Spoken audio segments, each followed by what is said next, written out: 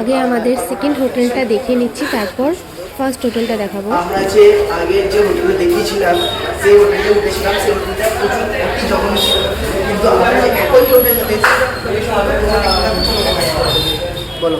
আগে যে হোটেলটায় ছিলাম ওটা থেকে এখানে চলে এসেছি, তো ওটার থেকে এটা যথেষ্ট ভালো। তো তোমাদের সবটা ঘুরে দেখাবো, চলো। এটা হচ্ছে সিঁড়ি, আসো তোমরা দেখো। সিঁড়িটা বেশ সুন্দর করে সাজানো, মানে সাজানো নয়, মানে প্রিন্টগুলো খুবই সুন্দর।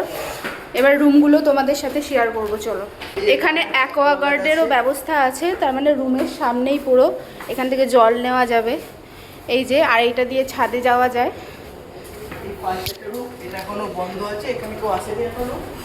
এটা হচ্ছে শুভদের রুম। এটা হচ্ছে আমাদের রুম। হ্যাঁ, কেউ ভেতরে আসবে। কি বলবো, এটা হচ্ছে শুভদের রুম, ভালোই, বেশ খারাপ না, অন্ধকার আছে বলে এরকম লাগছে। এটা টয়লেট, রান্না করার জায়গা। আলোগুলো একটু জ্বালা। হ্যাঁ, খারাপ না, ভালো। টিভিও আছে। হ্যাঁ, এসি রুম আছে, টিভিও আছে। এবার আমাদের রুমটা চলো দেখাই। এতক্ষণ তো দেখলে সিঙ্গেল বেডের রুম, এবার ডাবল বেডের রুম দেখাবো, যেটা আমরা নিয়েছি, চলো।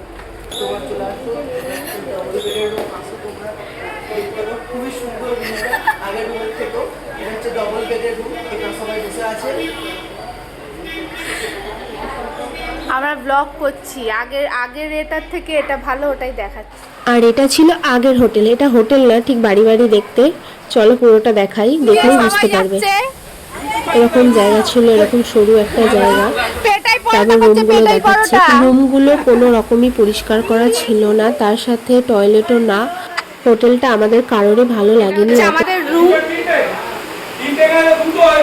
এটা আয়না, এটা রান্নাঘর, তাও আবার ফেটে গেছে, জানি না কেন। এটা হচ্ছে টয়লেট, যা দশা। এই হোটেলটা দেখে নিশ্চয়ই তোমরা বুঝে গেছো আমরা কেন এক্সচেঞ্জ করেছি, অন্য হোটেলে গিয়ে উঠেছি।